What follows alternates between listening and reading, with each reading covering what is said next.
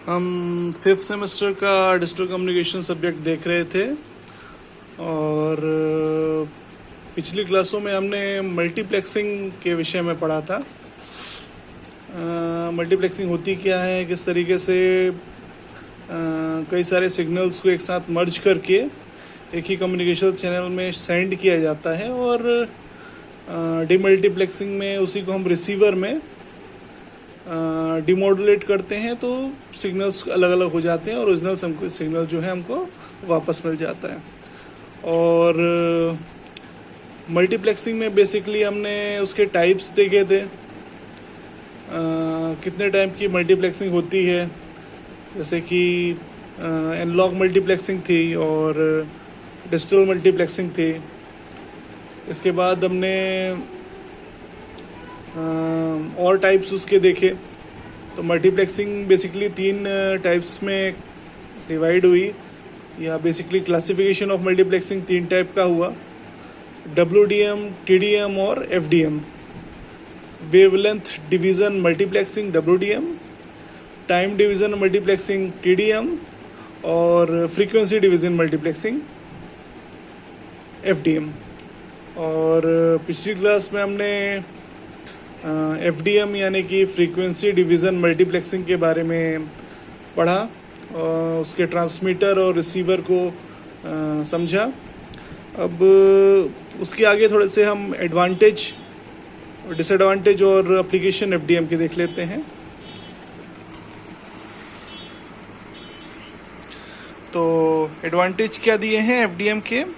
A large number of signals channels can be transmitted simultaneously, यानी कि FDM में क्या होता है कि कई सारे सिग्नल या चैनल हम एक साथ सेंड कर सकते हैं। Second, FDM does not need synchronization between its transmitter and receiver for proper operation, यानी कि FDM में सिंक्रोनाइजेशन जरूरी नहीं होता ट्रांसमीटर और रिसीवर के बीच में। यानी कि सिंक्रोनाइजेशन जैसे क्या होता है कि भाई एक ही फ्रीक्वेंसी में दोनों वर्क करें, इस तरीके की चीज़ें उसमें ज़रूरत नहीं होती है। वो अलग अलग फ्रीक्वेंसी में वर्क करे तो भी चल जाएगा। थर्ड क्या दिया है? Demodulation of FDM is easy.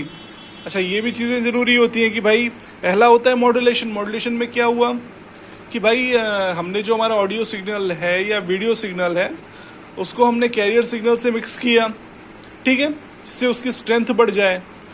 उसके बाद क्या किया हमने, उसको सेंड किया और रिसीवर एंड पे हम क्या करते हैं, उसको डीमॉड्यूलेट करते हैं। तो डीमॉड्यूलेशन में क्या होता है, जो कैरियर सिग्नल है उसको हम अलग करते हैं और हमारा जो ओरिजिनल ऑडियो सिग्नल या वीडियो सिग्नल था, है ना, उसको हम सेपरेट करते हैं, ठीक है, इससे हमको एग्जैक्ट डाटा जो भेजा गया है वो वैसा का वैसा मिल जाए।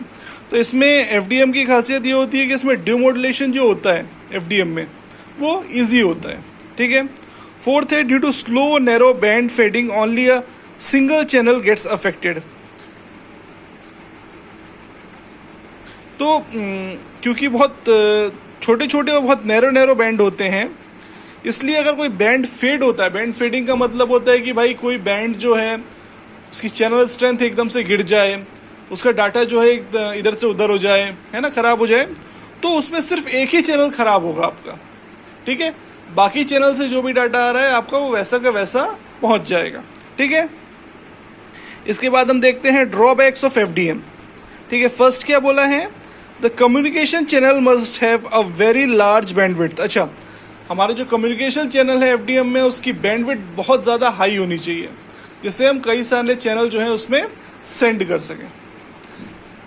सेकंड क्या है, इंटरमॉड्यूलेशन डिस्टॉर्शन टेक्स प्लेस। अच्छा, इंटरमॉड्यूलेशन डिस्टॉर्शन हो सकता है, क्यों भाई, एक ही कम्युनिकेशन चैनल में क्या है, हम बहुत सारे सिग्नल सेंड कर रहे हैं, ठीक है। तो जब हम एक ही चैनल में बहुत सारे सिग्नल्स को हम सेंड करेंगे तो उनके बीच में आपस में एक इंटरमॉड्यूलेशन डिस्टॉर्शन क्रिएट हो सकता है। अच्छा, आप लोगों ने शायद हैंडशेक वगैरह ये सब चीज़ें सुनी होगी। अच्छा, वो आपकी शायद फाइनल ईयर में होगा ये सब सब्जेक्ट। तो अगर दो सिग्नल जो होता है एकदम अपने एक दूसरे के पास पास से निकलते हैं, दो चैनल एकदम अपने एकदम आजू बाजू निकलते हैं किसी भी चैनल में सिग्नल्स, तो एक दूसरे को वो क्या है अफेक्ट कर सकते हैं, ठीक है, उसी को हम बोलते हैं इंटरमॉड्यूलेशन डिस्टॉर्शन। अगला है इसमें large number of modulators and filters are required, यानी कि बहुत सारे मॉड्यूलेटर्स और फिल्टर्स की हमको जरूरत पड़ती है। फोर्थ है FDM suffers from the problem of cross talk. अच्छा, क्रॉस टॉक की ही मैं बात कर रहा था, जब दो सिग्नल जो होते हैं बहुत पास पास में होते हैं एक ही चैनल में और बहुत दूर तक हम उसको सेंड कर रहे होते हैं, तो आपस में एक दूसरे को अफेक्ट कर सकते हैं। एक का जो डाटा है वो दूसरे में आ सकता है, दूसरे का डाटा इसमें आ सकता है, तो इसी को हम बेसिकली बोलते हैं क्रॉस टॉक। ठीक है, फिफ्थ है आपका all the FDM channels gets affected due to wide band fading. अच्छा, फेडिंग हो सकती है इसमें। फेडिंग का मतलब क्या है कि डाटा जो है पूरा का पूरा ना पहुंच पाना, इधर उधर हो जाना, ये चीजें इसमें हो सकती हैं। अच्छा, इसके बाद क्या हम देखते हैं, एप्लीकेशन ऑफ एफडीएम, कहाँ कहाँ पर एफडीएम का इस्तेमाल होता है। फर्स्ट होता है टेलीफोन सिस्टम्स में एफडीएम का यूज होता है। अच्छा, कई बार आपने क्रॉस टॉक वगैरह की तरह की चीजें, यानी कि टेलीफोन वगैरह में आपने देखा होगा अक्सर कि भाई पहले जब लैंडलाइन वगैरह होता था तो एक बंदा दूसरे को फोन लगाता था, तो अक्सर हम कई बार देखते थे कि भाई किसी तीसरे की आवाज आने लगती थी बीच में, जिससे हम बात नहीं कर रहे हैं उसकी आवाज बीच में आने लगती थी। वो भी एक तरीके का क्रॉस टॉक ही है, मतलब दो सिग्नल के बीच में कोई और सिग्नल जो है वो इंटरफेयर करने लग गया। सेकेंड है एम्पलीट्यूड मॉड्यूलेशन और फ्रीक्वेंसी मॉड्यूलेशन में, और क्या है रेडियो ब्रॉडकास्टिंग में, है ना, यानी कि टेलीफोन सिस्टम में यूज होता है एफडीएम, एएम में यूज होता है, एफएम में होता है और रेडियो ब्रॉडकास्टिंग में यूज होता है। थर्ड क्या है, टीवी ब्रॉडकास्टिंग में भी एफडीएम का यूज होता है। फोर्थ है first generation of cellular phones used FDM. अच्छा, इसके अभी शायद 4 या 5 जनरेशन हो चुके हैं। ये आप मोबाइल कम्युनिकेशन सिस्टम जब होगा, आपका एक सब्जेक्ट रहेगा या कम से कम एक टॉपिक होगा, उसमें आप इस चीज को अच्छे से पढ़ेंगे कि फर्स्ट जनरेशन क्या था, सेकंड जनरेशन क्या है, थर्ड जनरेशन क्या है और फोर्थ जनरेशन क्या है। तो first generation of cellular phone जो था, जो हमने यूज किया है, उसमें एफडीएम का यूज होता था। ठीक है, अच्छा, अब क्योंकि हमारा सब्जेक्ट है डिजिटल कम्युनिकेशन, तो मैं चाहता था कि थोड़ा आप उसके विषय में भी जान लें ब्रीफ।